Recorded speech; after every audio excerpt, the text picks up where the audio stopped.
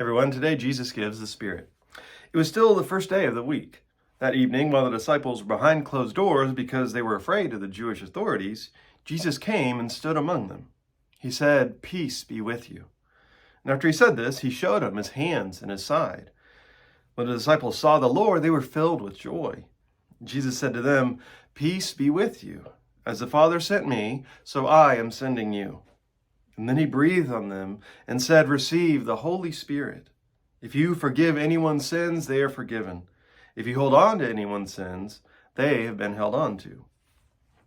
Now, maybe one reaction to this story is, hey, I thought the Spirit came 40 days later at Pentecost. As I've said before through this series, John isn't quite as interested in chronology as he is in theology. And so, since Jesus spent so much time talking about sending the Spirit, well, the Spirit needs to be sent, needs to be given. I guess John didn't want to write his version of Acts to get that story. And so, here, Jesus' promise is fulfilled. And he reiterates that they continue his mission. They are sent by Christ just as Christ was sent by the Father. And they're empowered to do this mission by the Holy Spirit. But this mission here is given a new focus: forgiveness.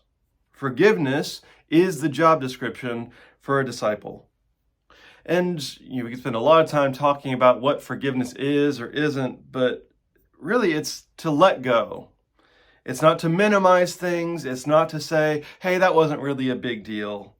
It was, but whatever that thing was, I'm not going to hold that against you. I'm not going to let that define our relationship.